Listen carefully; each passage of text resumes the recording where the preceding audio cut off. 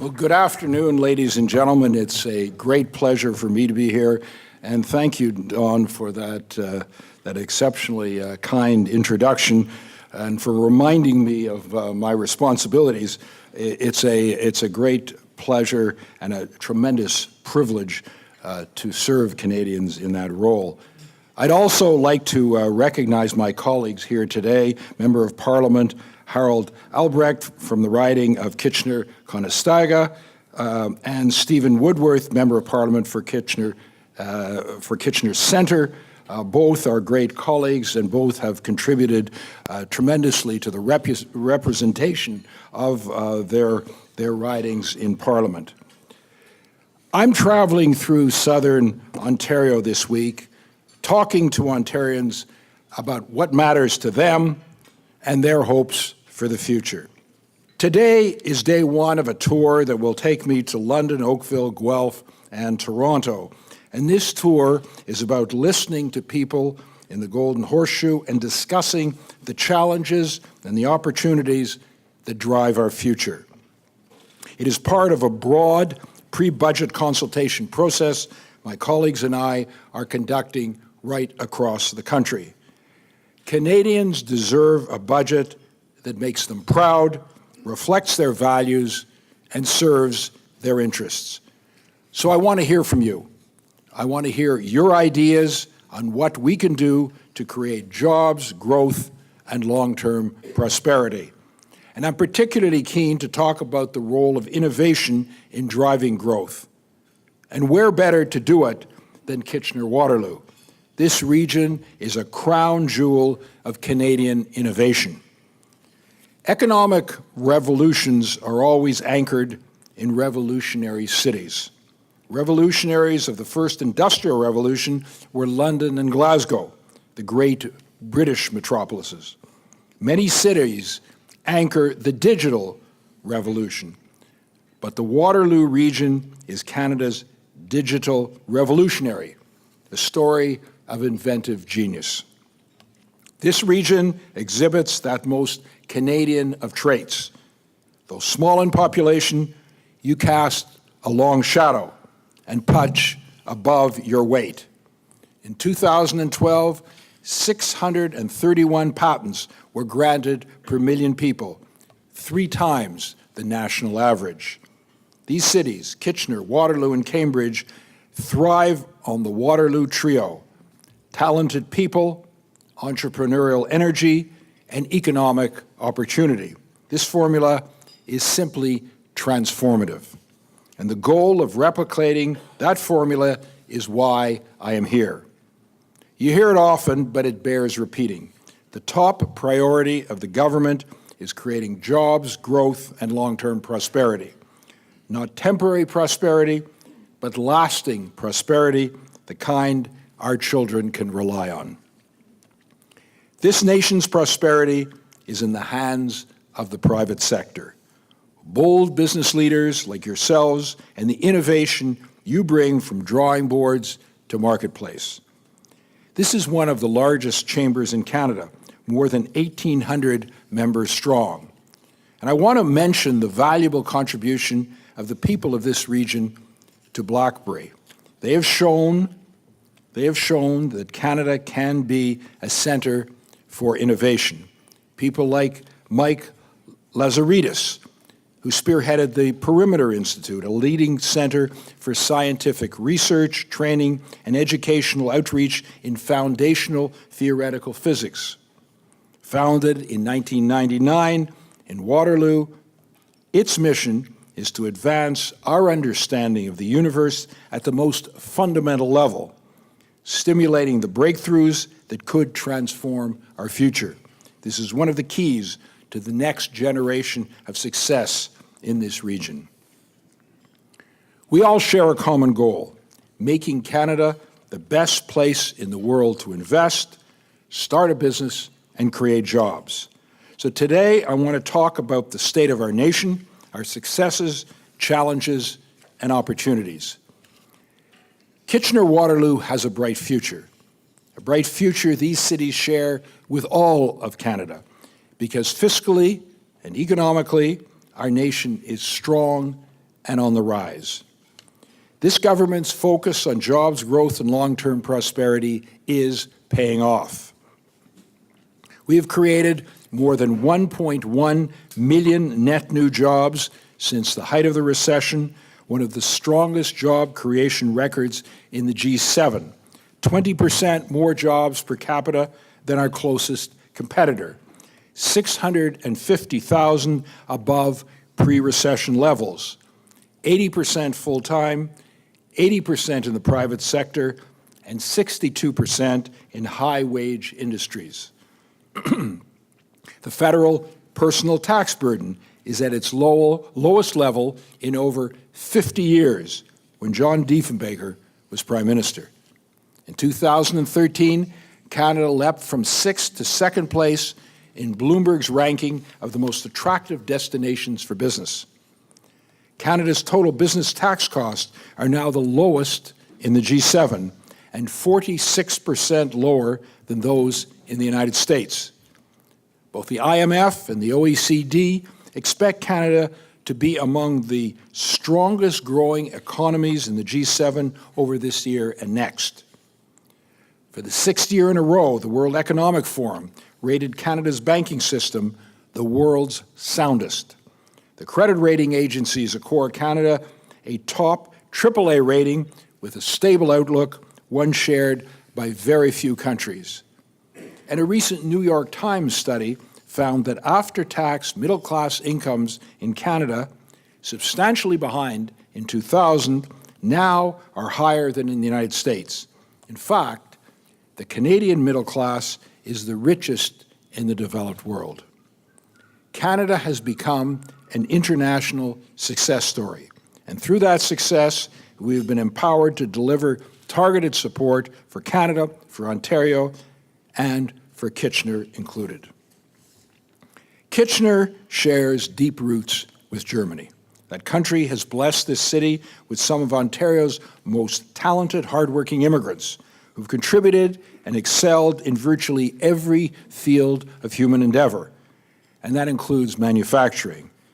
I know it's been tough for manufacturing in Ontario, but Canadian manufacturers are taking steps to secure long-term success, and our government is there to help them.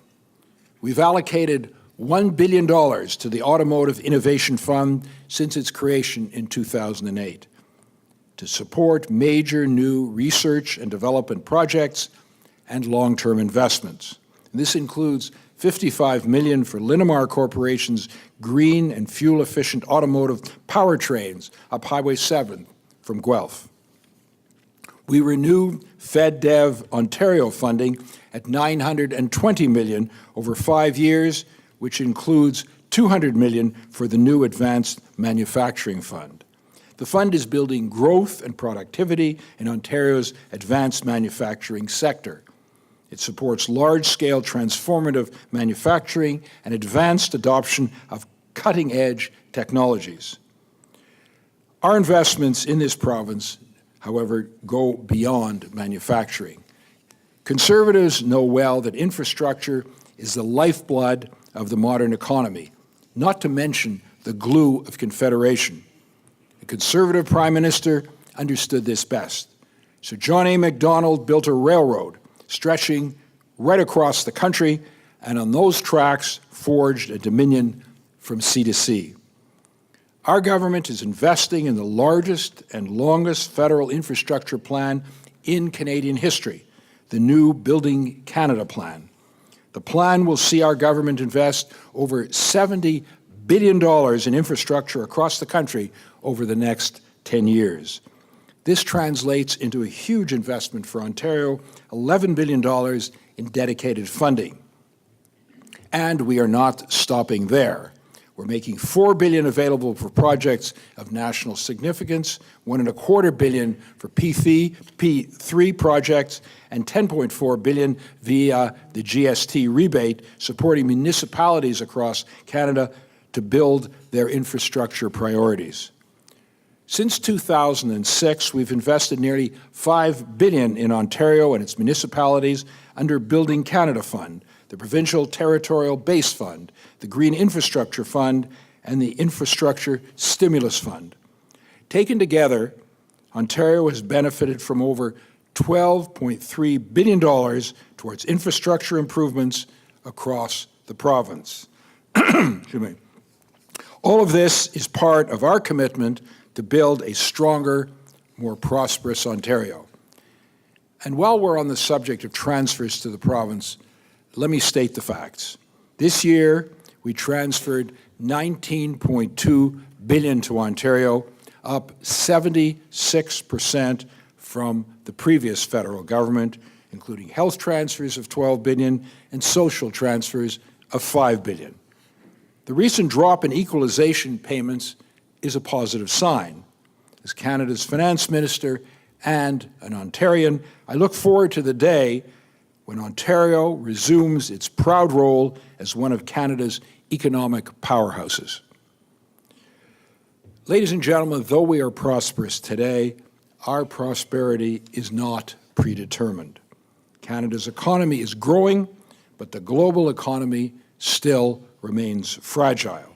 And it's understandable that Canadians may start to tune out the constant negative news from around the world. As finance minister, I cannot do that, and I will not. We live in difficult economic times. The threats remain real, they're impacting our economy, and we cannot be complacent with the success we've had since the end of the recession. The truth is this: we live in an unpredictable world. The American economy contracted in the first quarter of this year and then bounced back, and job creation is continuing. Nevertheless, we're not predicting robust growth this year in the United States. The European economy flattened last quarter after 12 months of weak stop-and-go growth and inflation worryingly low. Portugal just spent almost 5 billion euros to bail out one of its banks, and Italy was in recession in the first half of the year. To escape their deep rut, the European Central Bank imposed a negative interest rate in June, and there's talk of an unconventional monetary action. Trends in China are troubling, and growth has slowed from 10% to 7.5%, and there's concern about their shadow banking system.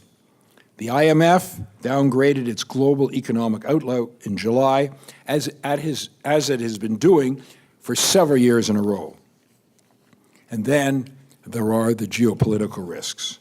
Iraq is deteriorating as it faces an existential threat from ISIS, an organization so radical it split off from al-Qaeda. The Prime Minister announced we will send aid to the embattled Kurds.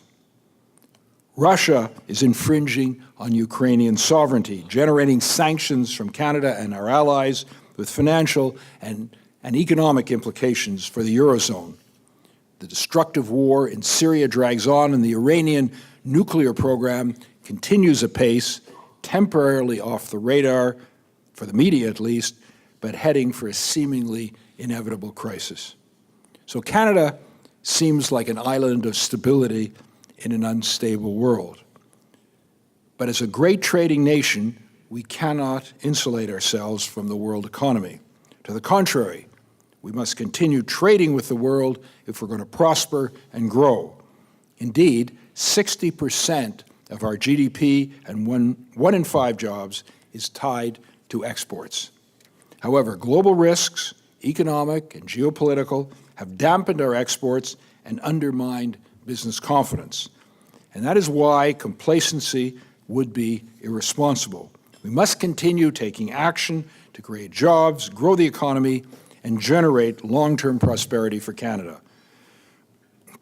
And we have a plan for just that purpose: Canada's Economic Action Plan. And it rests on 5 pillars: keeping taxes low, connecting Canadians with available jobs, opening new markets for our exports, responsibly developing our natural resources, and investing in world-class research, innovation, and technology. All 5 pillars rest on the foundation of achieving a balanced budget in 2015. That requires a plan and the discipline to follow it. To state what should be obvious, but is apparently not to everyone, budgets do not balance themselves. So let me hone in on one pillar in particular. Henry Ford once said, "If I'd asked my customers what they wanted, they would have said a faster horse." Friends, you know better than most. Innovation is the lifeblood of economic growth, each invention leading to another. Henry Ford might have bred a faster horse, but instead he built black cars. It took others to realize that customers wanted other colors too. This is easily one of the most innovative regions in the country. And you know a simple truth: Canada's prosperity rests on finding new versions of faster horses. It is innovation that enhances productivity, fosters competitiveness, drives growth, and strengthens businesses large and small. And that is why, since 2006, our government has provided more than $11 billion in new resources to support science, technology, and innovation in Canada. For example, we are a partner in supporting the Kitchener-Waterloo's Quantum Valley vision. This includes providing $65 million for world-class research at the Institute of Quantum Computing and $100 million for the Perimeter Institute since 2006.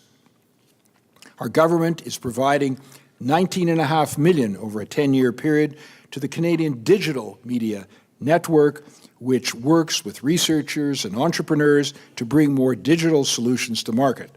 There are currently 25 CDMN hubs across Canada, with the main coordinating hub in Waterloo. Economic Action Plan 2014 provided $3 million over 3 years for the creation of the Open Data Institute to capture opportunities arising from open data. This project is a collaborative effort as we work alongside groups like OpenText, Communitech, and the University of Waterloo. The Canadian Foundation for Innovation has provided $1 million to an advanced research infrastructure project at Conestoga College in Kitchener, as well as nearly $60 million for projects in the University of Waterloo and Wilfrid Laurier University. Finally, as part of our Venture Capital Action Plan, this June, the Prime Minister announced that 15 organizations had been chosen to advance in the selection process for the Canadian Accelerator and Incubator Program, a list that includes Communitech, which has helped build a tech cluster of nearly 1,000 companies. Friends, I've given you a lot of numbers today, perhaps because I spent a long time as an investment banker. But as business people, I know you share my appreciation for the hard data. I'm using these numbers to tell Canada's story, and right now, our story is a positive one. We've earned an international reputation for responsible economic and fiscal management, and the fruits of our management are showing. Canada is on the right track. We're creating growth, lowering taxes, and returning to a balanced budget next year. Then, our first priority will be to provide tax relief for hardworking Canadian families. We want you to keep more of the money you work so hard to earn so you can decide how to spend and save it. When it comes to spending and saving their own money, I trust Canadians far more than social engineers. At the same time, our government will make sure that Canada's fiscal position remains strong and resilient to weather future economic storms. That way, we will secure lasting, long-term economic prosperity, the kind we need now and that our children and our grandchildren can rely on. Thank you very much.